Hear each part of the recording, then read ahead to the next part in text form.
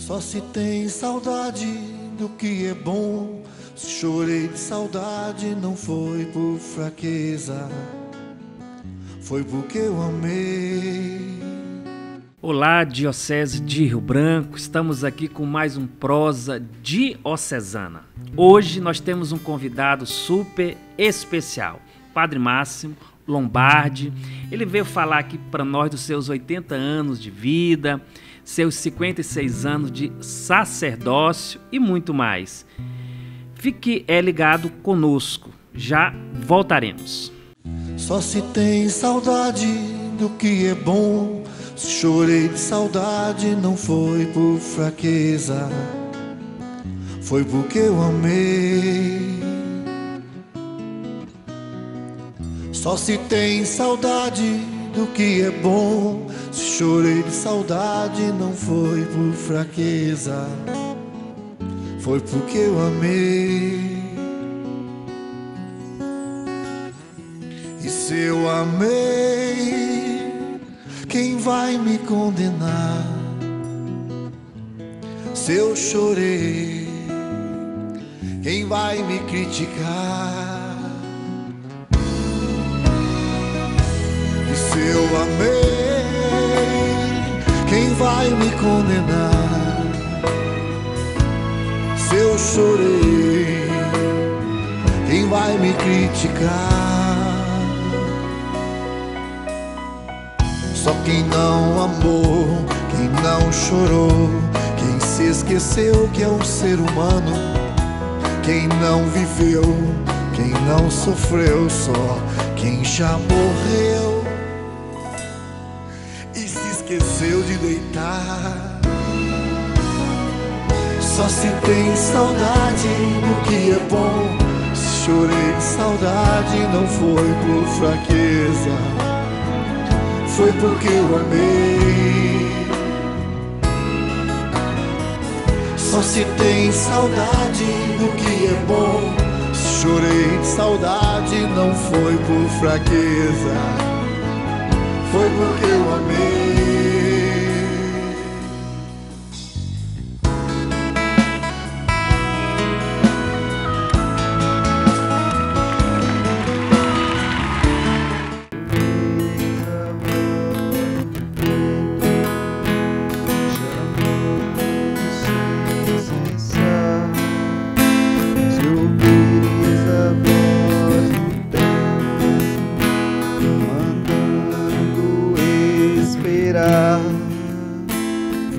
A decisão é tua, a decisão é tua. São muitos os convidados, são muitos os convidados.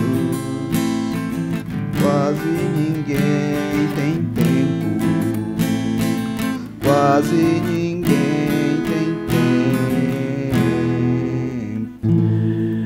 Muito bem-vindo, Padre Máximo, Manuel, que alegria estar com vocês aqui. Padre Máximo, a messe é grande e os operários são poucos. O importante é que os operários sejam santos, animados e entusiasmados, porque o número é importante, mas a qualidade é muito mais. Amém. Padre Máximo, o senhor está chegando aos 56 anos de sacerdócio. Diacre, quantos anos? Diacre, eu tenho 51 anos.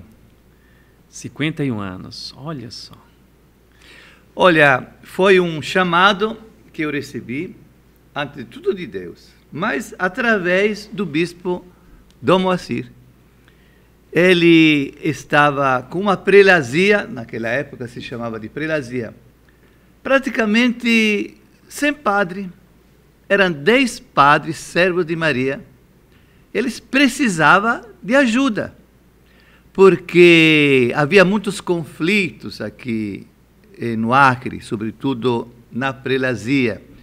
Conflitos de terra, migrações do sul para o norte. E havia muitas paróquias sem presença de padre. Naquela época, os leigos estavam se reavivando, se apoderando da sua comunidade. E é por isso que Dom Moacir, inclusive vivenciando a época do pós-concílio, ele achou urgente chamar padres que pudessem ajudar a igreja aqui do Acre para futuramente caminhar com as suas próprias pernas. Mas naquela época precisava de uma ajuda urgente. Então ele veio para a Itália, foi visitar algumas dioceses, e quando chegou na diocese de Lucca, encontrou um bispo chamado Dom Giuliano Agreste, de braços abertos, dizendo: eu tenho 3 padres à disposição. Um deles era o Padre Máximo. E assim ele me convidou, e eu aceitei com os outros 2. Nos preparamos, aí chegamos aqui no Acre, Rio Branco, no dia 7 de dezembro de 1974. Nossa. Padre Máximo, deve ter sido assim um fato para o senhor, talvez, de adaptação fácil ou não? Porque era um período, talvez, que Rio Branco, o estado do Acre, ainda estava naquele processo de desenvolvimento, talvez as paróquias não tinham um acesso tão fácil, né? As ruas não permitia que esse acesso ele fosse feito.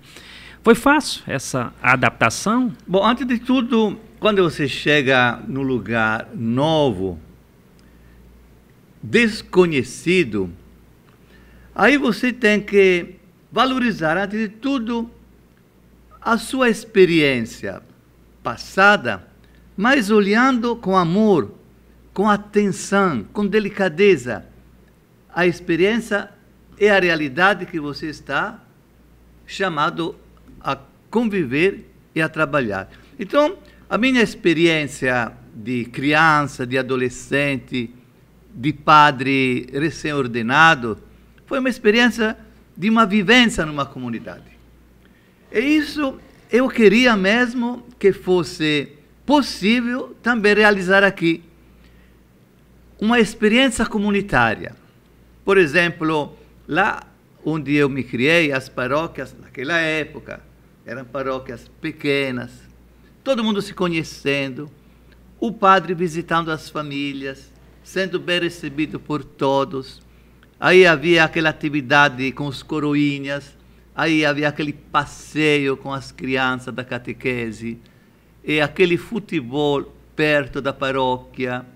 Aí os pais sempre educando os próprios filhos, alertando ao som do sino.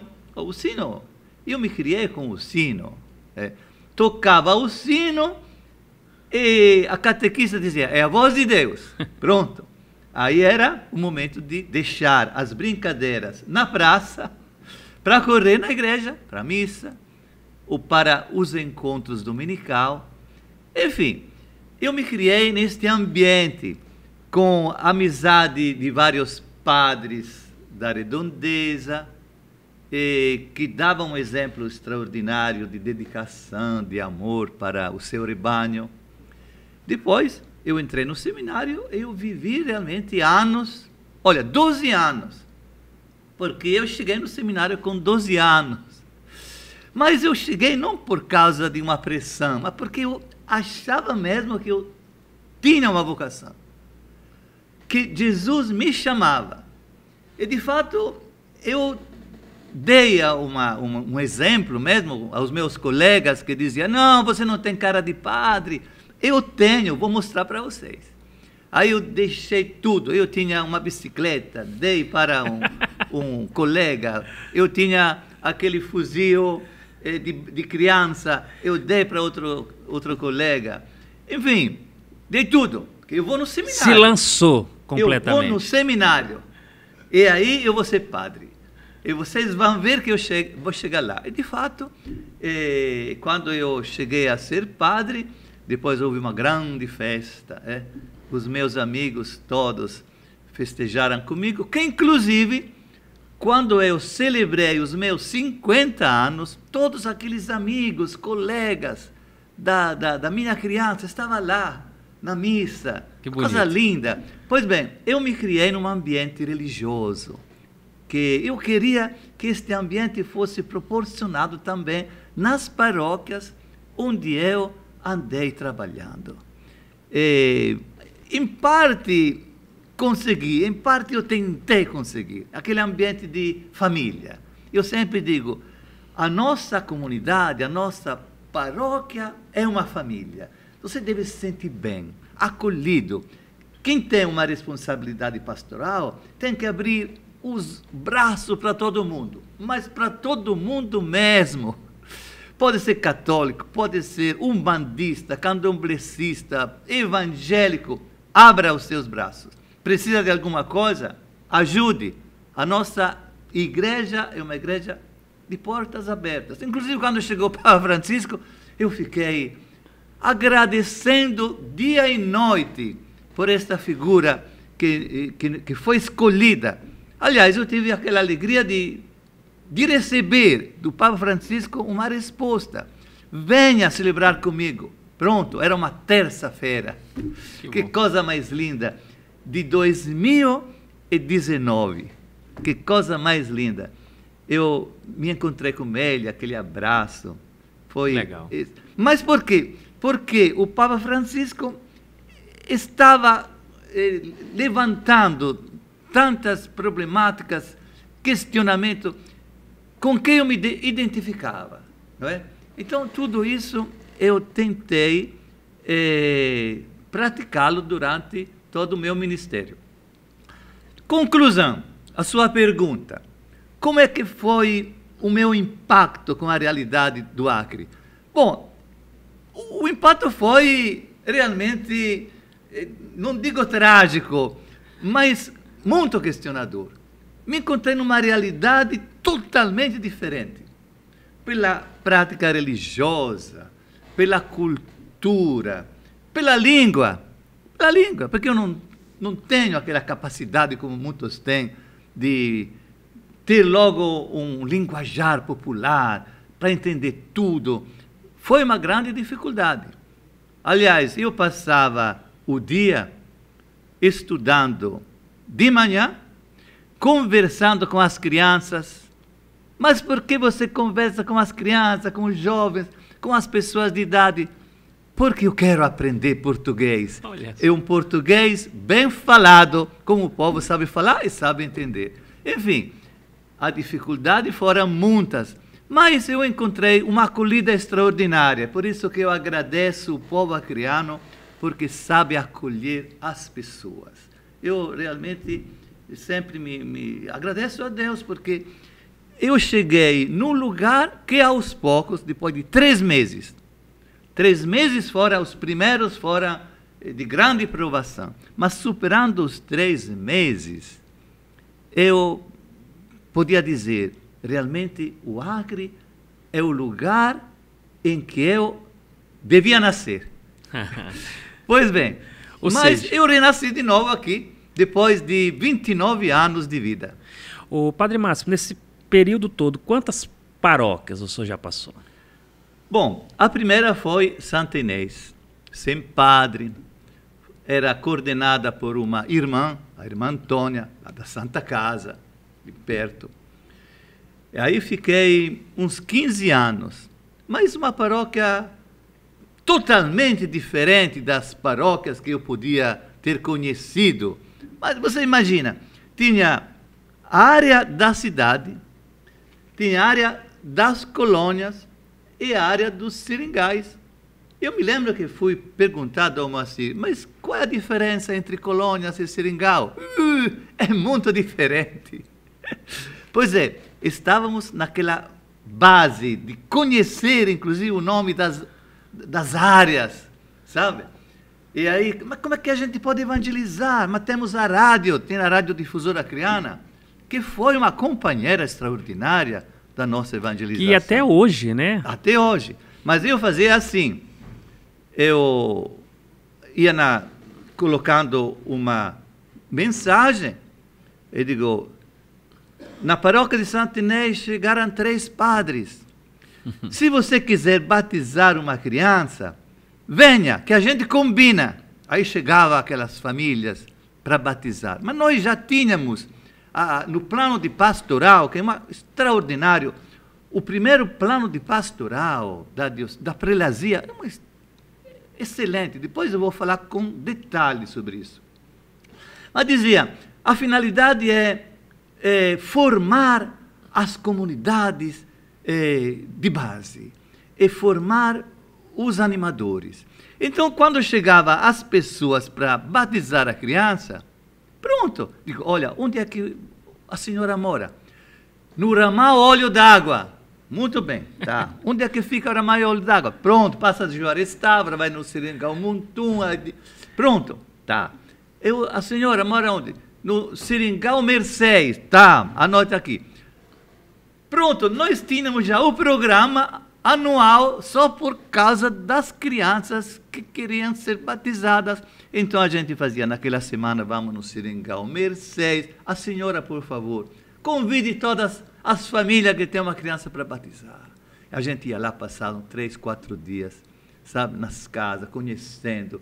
Uma maravilha. A nossa vida, no início, foi de segunda a sexta-feira, uma dedicação total às áreas do interior, para formar comunidades. Então a gente escolhia uma pessoa que podia ter um pouco mais de atenção, de liderança, e aí convidava para um treinamento, pronto.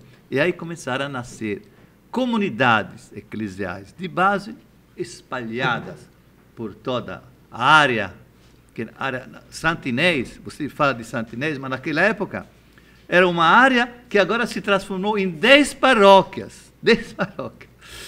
Começava que em Rio Branco, ia até o Rio Antimari, ia até Porto Acre, e os seringais lá de abaixo, entrando na Amazônia, e depois tínhamos Seringal Mercês, Seringal Nova Empresa, Seringal Nova Andirá, enfim, é uma área extensão. Era uma área imensa. Era uma diocese. Olha, 10 paróquias se formaram depois deste início. Então, realmente, eu tive a primeira experiência na Santo Inês, que não é como agora, claro.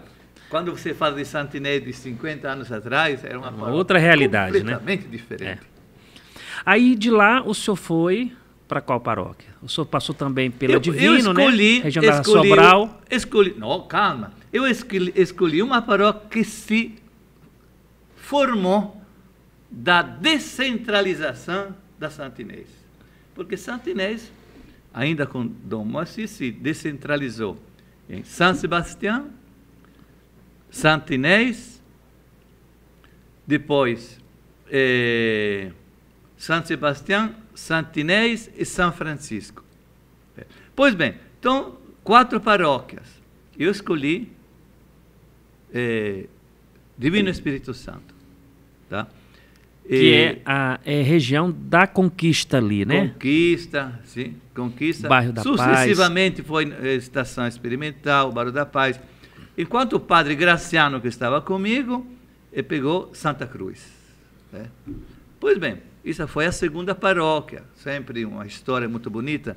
Inclusive, nós tínhamos o costume de chegar na noite, não é? Porque às 9 horas terminavam todos os compromissos.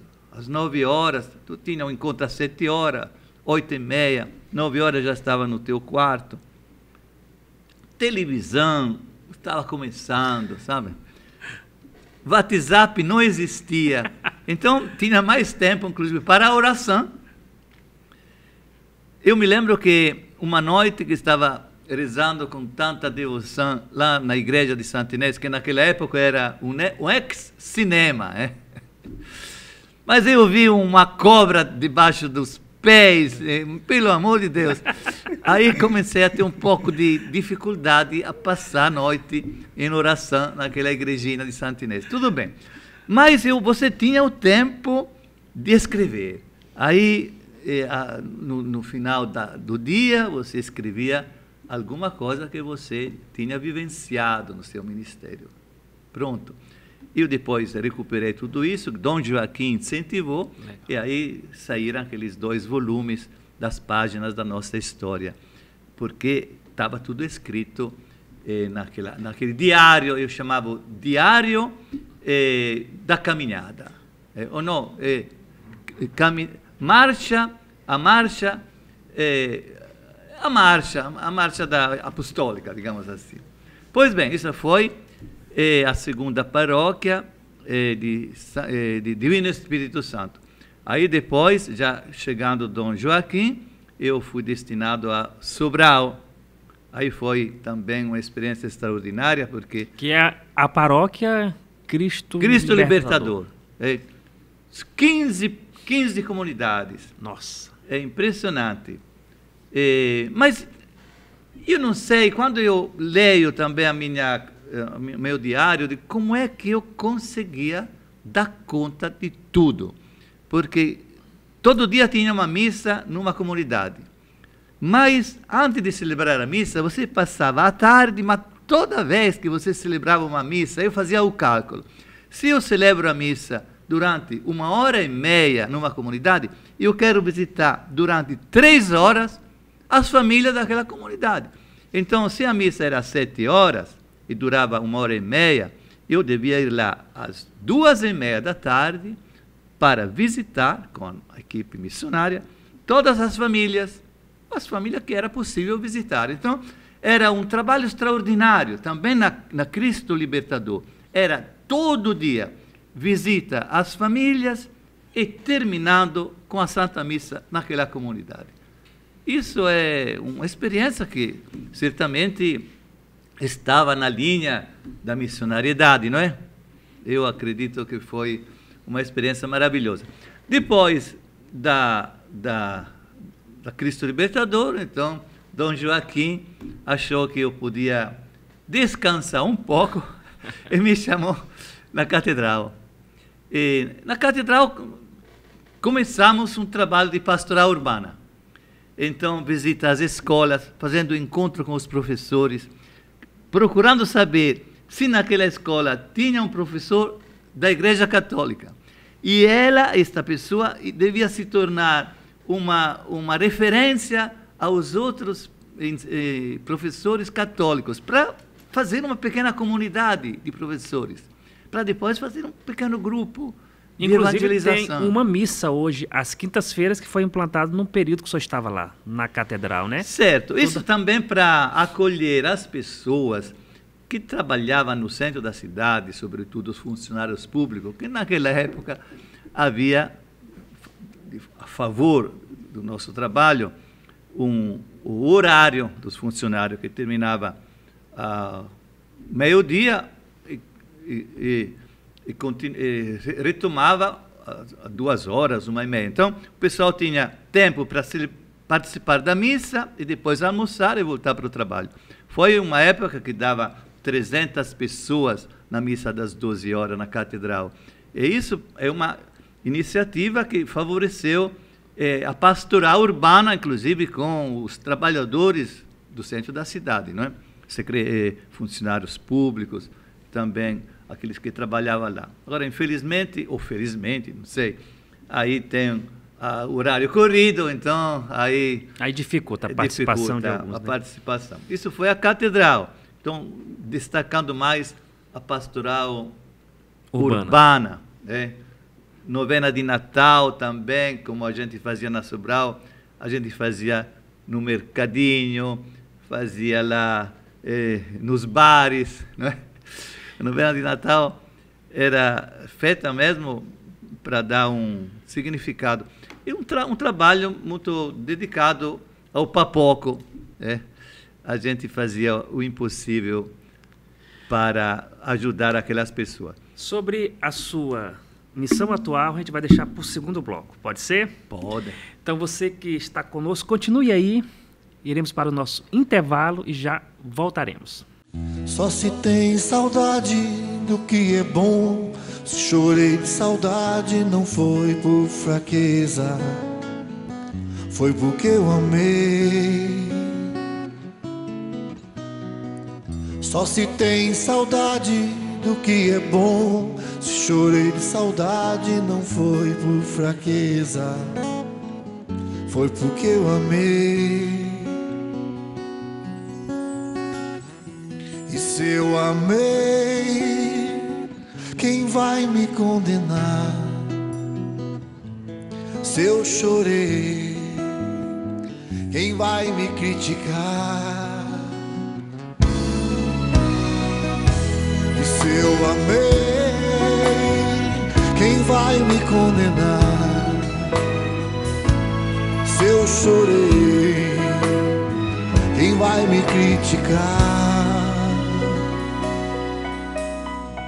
Só quem não amou, quem não chorou, quem se esqueceu que é um ser humano, quem não viveu, quem não sofreu, só quem já morreu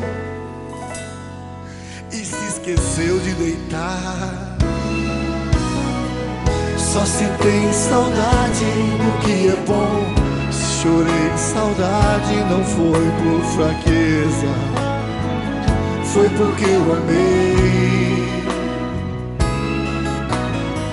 Só se tem saudade do que é bom. Se chorei de saudade não foi por fraqueza, foi porque eu amei.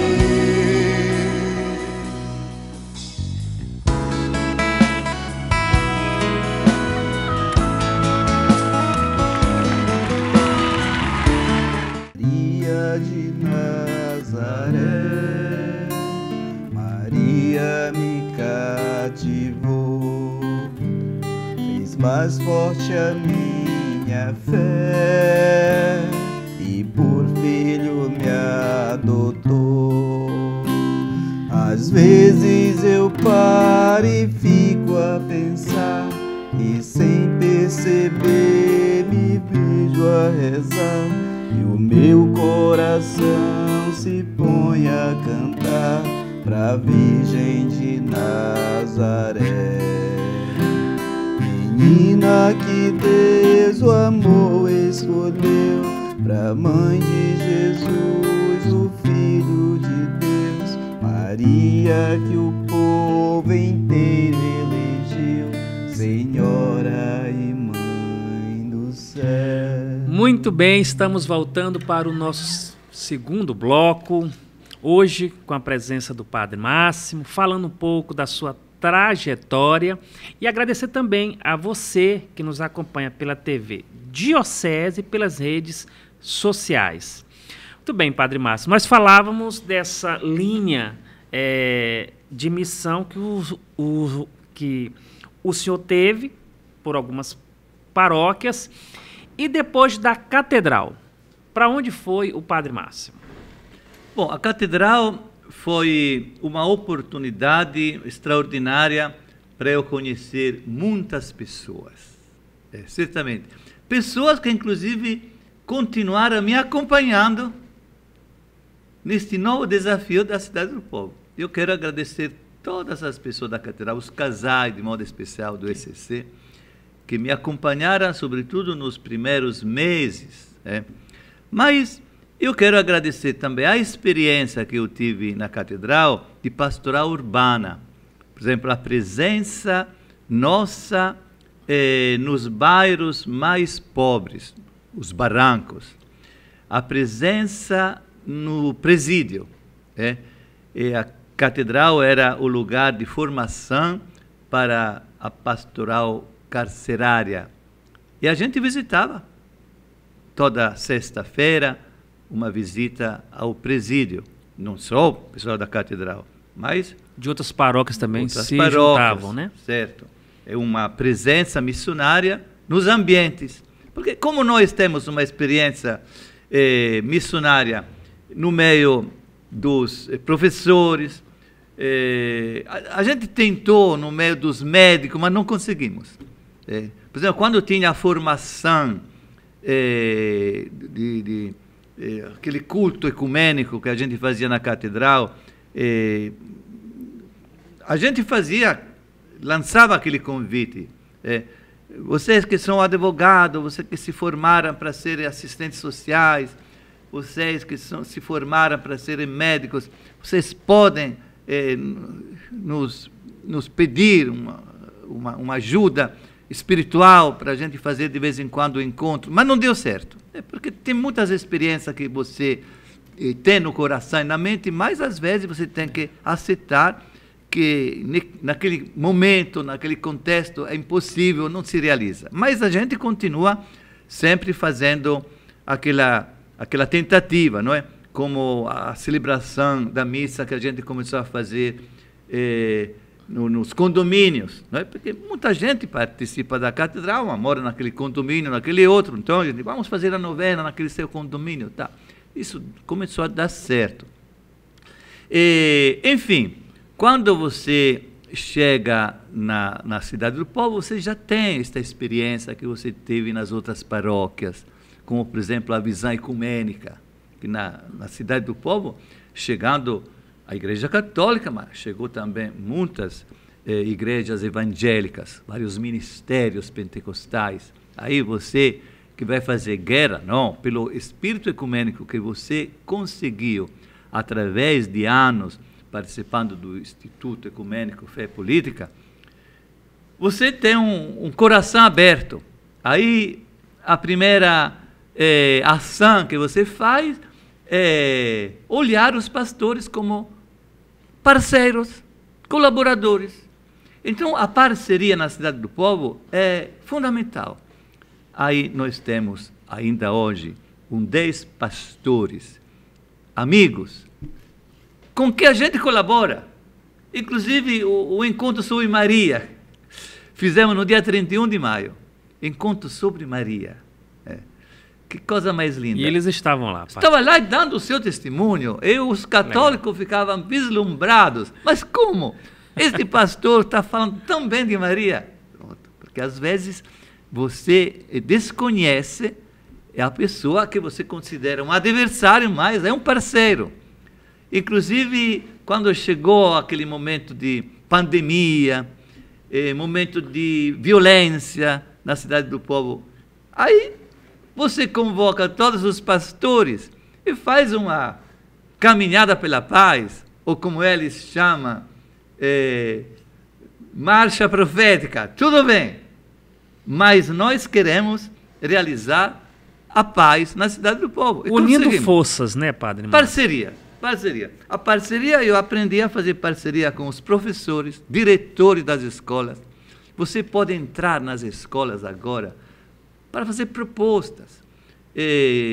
Várias iniciativas foram feitas, estão sendo feitas nas escolas. Inclusive, no mês de agosto, nós teremos uma semana vocacional missionária, que vem todas as irmãs de Maria Auxiliadora, que trabalha lá do Brasil inteiro, 10 irmãs, fazendo uma campanha missionária vocacional, mas nas escolas. Olha, coisa interessante.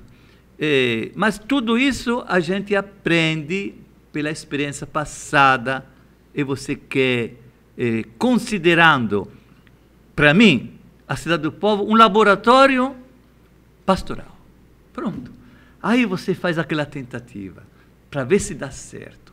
Às vezes dá certo. Por exemplo, a experiência do batismo, o sacramento do batismo. Mas eu cansei durante 50 anos, fazendo grupo de evangelização, cursos bíblicos, curso de batizado.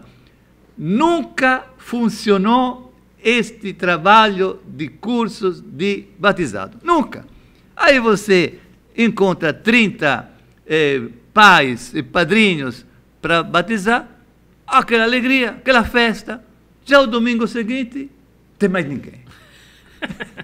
Aí faz aquela primeira comunhão, eu me lembro, em todas as paróquias que eu andei, primeira comunhão, e os pais vêm, querem aquela roupa bonita e tal, aquela festa, aquele bolo e tal. E depois... O domingo seguinte, tem mais ninguém. Aqui tem alguma coisa que não funciona. O que é que nós decidimos? Não sei se vai dar certo, mas é uma sugestão que eu estou lançando a todos que estão me escutando. A gente faz uma coisa simples. Faz um catecumenato, no sentido, quer batizar seu filho? Participe da missa. A coisa mais simples. Participe.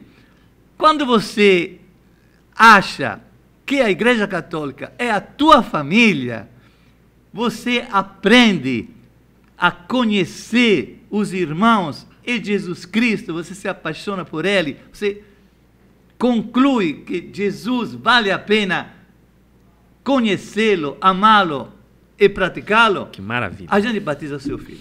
O senhor, no primeiro bloco, falou desse plano pastoral que tinha sido pensado lá, agora nesse tempo, na Cidade do Povo. Como é que o senhor consegue fazer essa junção daquele plano pastoral para agora?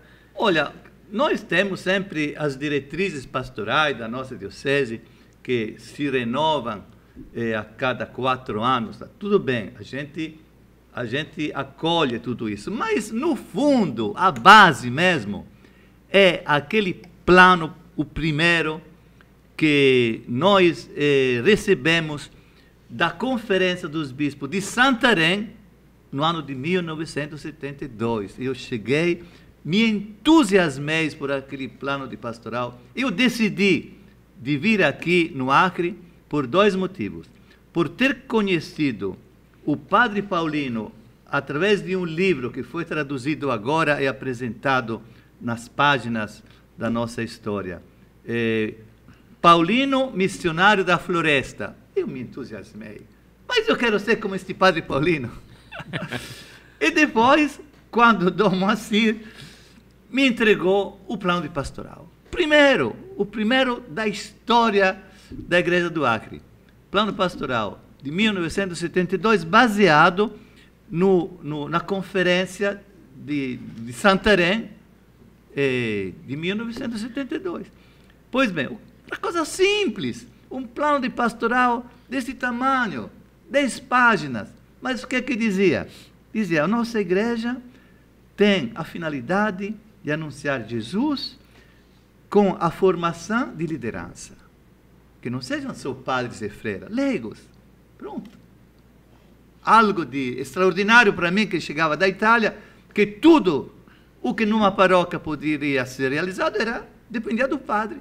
O padre que avisava, o padre que comunicava, o padre que dirigia. Aqui, leigos, formação de leigos, de lideranças.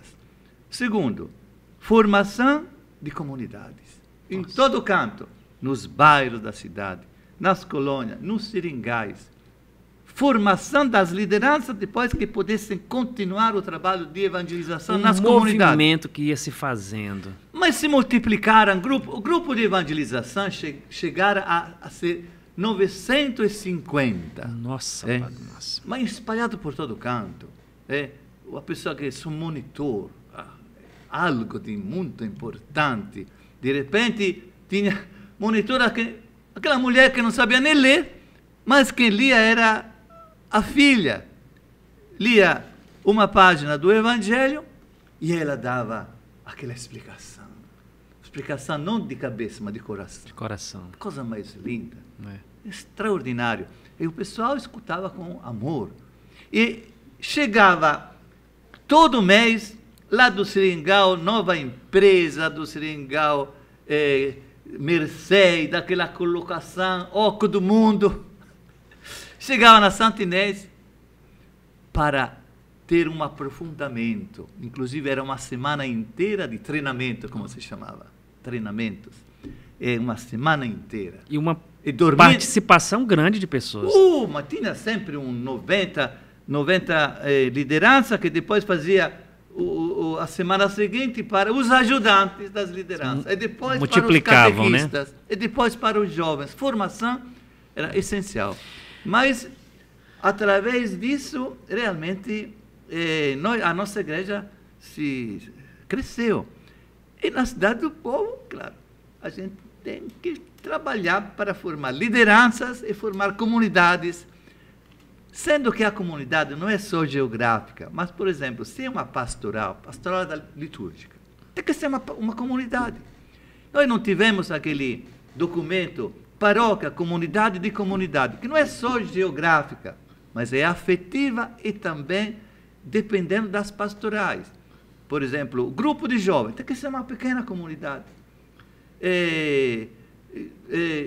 Pastoral do dízimo, mas entre eles são 4 ou 5 pessoas de zeladores, mas tem que ser uma pequena comunidade que se encontra, lê a palavra de Deus, faz aquela partilha e depois sai para a ação. Mas, olha, tudo isso a gente tem que fazer, tem que tentar de realizar, inclusive na Cidade do Povo. Mas o que mais eu estou gostando na Cidade do Povo é que aquele comentário que o pessoal fazia meses atrás ou anos atrás, que é um bairro perigoso, que não dá para entrar. Olha, eu posso garantir uma coisa. Eu vejo paróquia que tem muralhas de 4 metros para se defender aqui no centro da cidade. Cercas, muros, porque estão com medo de ladrões.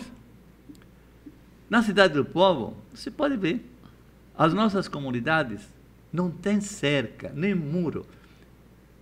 No máximo, tem umas plantinhas, cerca viva, para todo mundo entrar. Mas nunca houve um roubo de uma agulha, de uma lâmpada, nada. Para dizer que o trabalho de evangelização é um trabalho de, antes de tudo, de convivência com os diferentes e de respeito com as pessoas. Se você respeita, será respeitado. O Padre Máximo, vocês também desenvolvem uma ação lá da sopa, né? Como é que é esse trabalho da sopa? Quem é os parceiros, as pessoas que ajudam? Isso são todas parcerias, sabe? Porque quando você faz um trabalho dedicado, inclusive divulgado, porque tá certo, a tua mão direita não pode saber o que a esquerda faz. Mas Jesus também falou para evangelizar, pregar a boa nova, com humildade, com simplicidade. Então, o que a gente faz? Você coloca no WhatsApp, no Facebook, no Instagram, no TikTok. Mas é importante, porque você apresenta, visibiliza uma ação que é realizada pelas parcerias. Então, a sopa é Agroboy que nos oferece. A gente vai pegar, é claro, tem uma despesa, sempre o motorista que vai lá todo dia e distribui para 220 famílias. 220 famílias? Porque se distribui em 3 lugares diferentes. Olha só. Aí a Mesa Brasil, através do SESC, oferece cada 15 dias a verdura, frutas. Aí tem 20 pessoas voluntárias que recebem, limpa, faz saquinho para entregar com dignidade a 120 famílias. Tá? E quando chega um grupo de voluntários que se reúnem para realizar os sacolões, cestas básicas, aí, de repente, chega uma mensagem: quando é que eu posso entregar lá para vocês 20 cestas básicas? Pronto. A gente vai e divide entre as comunidades, que através da Caritas, aí tem aquela distribuição. Por exemplo, ultimamente, um grupo de Rotary, a gente agradece, Rotary, eles tiveram a ideia de preparar 18 kits gestantes. Aí nós reunimos as gestantes e as puérperas. E aí entregamos um belo kit, com uma pia, como se chama, vasca, para tomar banho, a criancinha. E pronto, com todos os outros apetrechos, digamos assim. E, gente, tudo isso com 80 anos de idade. Padre Márcio. Bom, Que energia é essa olha, com 80 a idade, anos? eu não me preocupo com a idade, porque eu vejo adolescentes que eu preciso pegar esses adolescentes assim, pelos cotovelos, pelos braços, dando uma sacudida, sabe? Não fica envelhecendo tão rápido assim. Mas ele já pensou, aquele adolescente, aquele jovem que passa o dia assim, com TikTok. Mas tudo bem, com mensagenzinhas, faz o que você quiser, mas dedique o seu tempo também ao estudo, ao trabalho comunitário, ao trabalho com de relacionamento real com os outros. Inclusive, nós temos uma biblioteca que temos lá numa sala. A biblioteca é para você gostar de ler, Criança, tem livros para as crianças. Jovem, livro de jovem. Adulto, tem que ler, se apaixonar pela leitura, para ficar mais novo, porque a pessoa, qualquer idade, que fica em casa, passando o dia no celular, resmungando da vida, dizendo que nada dá certo, chorando o passado, sem olhar ao futuro, ele envelheceu demais, sabe? Pode ter 18 anos, como eu já conheço pessoa, com 18 anos fica mais velho do que eu, mas muito mais velho, é muito mais ranzinza, é muito mais insuportável. Está entendendo? Pois é, e eu espero de continuar sempre com esta vitalidade. Quando eu não conseguir mais, então eu posso me tornar um monge. Eu já vivo lá na... Inclusive está sendo construída, ou já se construiu, uma capela franciscana lá. Sim. Na Cidade do Povo. Isso, né? Já é um fruto de parcerias, porque nós deixamos o nosso centro à disposição. E tem curso de manicure, pedicure, inclusive curso de pedreiro, eletricista, encanador, pintor, tudo bem, pode vir. Aí o Senai veio, pediu espaço. E depois teve aquele projeto extraordinário. Olha, nós fizemos um curso teórico numa das salas do Centro Pastoral. Mas nós precisaríamos fazer um curso prático. Ah, muito bem. Aí tinha um box da Polícia Militar em destruição. Digo, olha, vocês podem transformar este box da Polícia Militar, que ninguém nunca usou, numa capelinha, numa capela, que vai se chamar São Francisco de Assis. Olha, já está pronta. E Dom Joaquim nos presenteou com um sino. Oh. Então, todo dia, lá na Cidade do Povo, daqui a pouco, você vai ouvir o sino. O sino. Aquele sino que já me lembra... Lá de Luca. De Luca, quando eu era criança, tocava o sino, eu deixava de brincar na praça e ia para a igreja. Que legal, maravilha. Tá sendo bom papo, né? Então nós vamos agora para o nosso intervalo. Fique aí e já voltaremos com o nosso terceiro bloco. Só se tem saudade do que é bom. Se chorei de saudade não foi por fraqueza, foi porque eu amei. Só se tem saudade do que é bom. Se chorei de saudade não foi por fraqueza, foi porque eu amei. E se eu amei, quem vai me condenar? Se eu chorei, quem vai me criticar? E se eu amei, quem vai me condenar? Se eu chorei, quem vai me criticar? Só quem não amou, quem não chorou, quem se esqueceu que é um ser humano, quem não viveu, quem não sofreu, só quem já morreu e se esqueceu de deitar.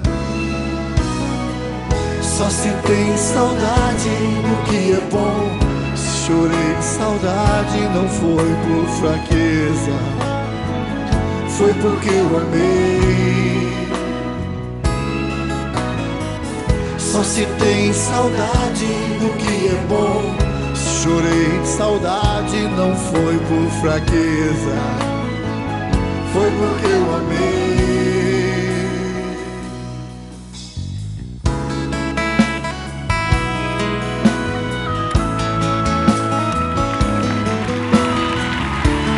Pelas estradas da vida, nunca sozinho está. Contigo pelo caminho, Santa Maria vá. Ó, vem conosco, vem caminhar, Santa Maria vem. Ó, vem conosco, vem caminhar, Santa Maria vem. Amém! Estamos voltando para o nosso terceiro bloco do Prosa Diocesana, um programa nosso e seu. Estamos aqui com o Padre Máximo Lombardi, falando sobre muitas coisas, né? E agora, o Padre Máximo, vamos para o terceiro bloco, é um bloco de perguntas. Eu vou perguntar algumas coisas, o senhor fica bem livre para dizer sim ou não, complementar, né? Padre Máximo, qual a importância do Papa Leão XIV neste tempo? Bom, eu não posso negar que tenho uma saudade extraordinária do Papa Francisco, mas tem que se atualizar, não é? Porque você não pode ficar só lamentando ou pensando no passado. É um novo contexto, uma nova história, uma nova página que você tem que vivenciar. Então, o que é que estou fazendo? Eu sempre acompanho os discursos dele, sabe? Ainda ele não publicou nenhuma carta encíclica, que será certamente muito importante para saber a ideia deles. Mas sempre escuto o Ângelus aos domingos, aquelas falações dele durante os jubileus, não é? Que já foram realizados durante o pontificado dele. Então eu estou querendo me introduzir mesmo no pensamento do Papa Leão, que inclusive eu admiro muito porque ele foi um missionário, 40 anos no Peru, certamente uma experiência extraordinária. E depois foi chamado pelo Papa Francisco, então certamente eu tenho um carinho muito especial também por este novo Papa. Amém. Qual a importância de Santa Gema e Santa Helena para o Padre Máximo? Olha, você já falou que ninguém é profeta na sua casa, não é? Então, Santa Gema realmente é uma santa da minha terra, da minha cidade. Eu trabalhei 5 anos perto da casa de Santa Gema e do monastério onde ela se santificou. Eu morei 5 anos nesta paróquia de São Paulino e Lucca, ao lado da casa e do mosteiro de Santa Helena Guerra. Mas eu vou te dizer uma coisa, eu não conhecia, só quando eu voltei do Brasil, aí visitando, não é? Alguém me perguntou, você já visitou o monastério e a casa de Santa Gema? Não, eu já tinha 30 anos. É mesmo? Vamos lá. Aí já que eu me despertei. Inclusive, onde a Beata Helena Guerra trabalhou, fui visitar, mas depois de anos. Quer dizer, realmente, na cidade de Lucca, onde essas duas santas se criaram, evangelizaram, são mais desconhecidas. Aqui no Brasil, se conhece mais Santa Helena Guerra do que na Itália, aqui em Lucca. Agora não, agora tem um movimento de... Mas para dizer, eu realmente tenho uma grande devoção agora a Santa Gema e a Santa Helena Guerra, mas devido agora a uma reflexão que eu comecei a fazer aqui no Acre, na igreja de Rio Branco, inclusive com a renovação carismática. Mas para dizer aquela profecia de Jesus, ninguém é profeta na sua casa. Padre Máximo, o senhor gosta mais de pizza ou macarronada? Bom, você sabe que depois de um tempo que você vive com 80 anos, você tem que evitar muito o que é... Massas. Massa. Você tem que se manter um pouco ágil, não é? Mas de qualquer maneira, olha, se a pizza e o macarrão for confeccionados, preparados no estilo italiano, eu aprecio muito. Mas às vezes você, o padre gosta de macarrão, mas não tem aquele molho especial, matriciana, putanesca. Enfim, alla carbonara, al pesto genovese, que são todas especialidade italiana, que macarrão em si não presta, precisa um molho. Com a pizza. A pizza não presta se não tiver aquele tempero que só a mãe esperta da minha mãe, ou da minha irmã, ou das minhas sobrinhas sabem fazer. Mas eu respeito todos aqueles que comem macarrão e pizza aqui no Acre. Padre Máximo, a frase café pequeno, da onde nasceu? Café pequeno eu não sei, porque às vezes eu me agrado de algumas frases, não é? Café pequeno, sei lá... Acima da média. Acima da média, avançar e vencer, enfim, são todas frases que você escuta e você pronuncia para expressar alguns sentimentos, alguma realidade. Amém. Nós hoje temos a graça de ter o Padre Máximo aqui e a leitura do Evangelho deste domingo eu deixei com ele vai fazer uma oração final também, mas eu queria dizer para o Padre Máximo, o senhor é uma referência para muita gente e para mim também. Eu lembro que quando eu cheguei na Diocese de Rio Branco, em 2004, tive a oportunidade de vir para essa TV. Na época o senhor apresentava um programa com o diácono Miranda, e ali eu estive junto, participei e muito aprendi. Então, como muitas pessoas que queriam talvez estar dizendo para o senhor esse muito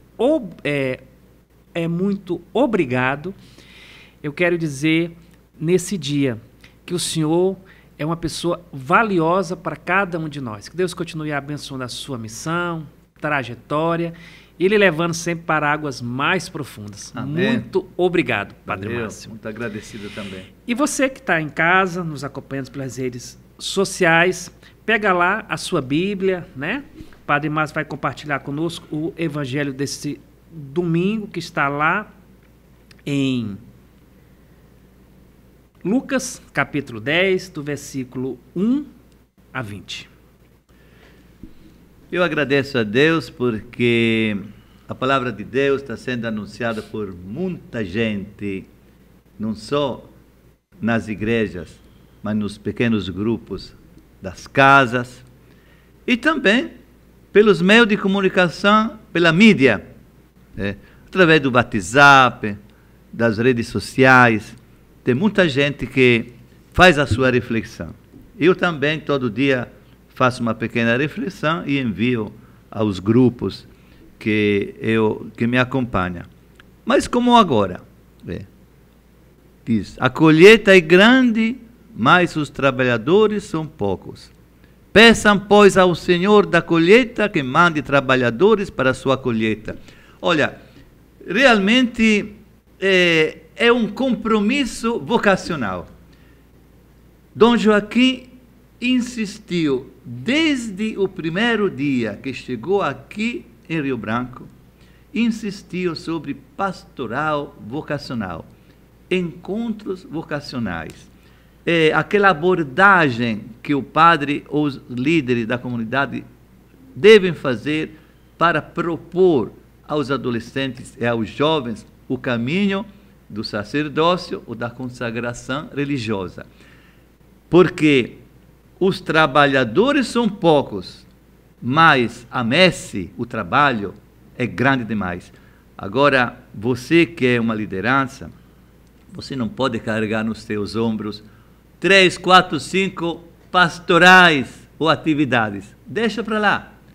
Procura valorizar os adolescentes, os jovens, os demais, para eles assumirem também o trabalho. E nós, padres, temos a alegria sempre de acolher o seminarista agora nas nossas paróquias, para eles transmitir aquela palavra de incentivo a tantos jovens.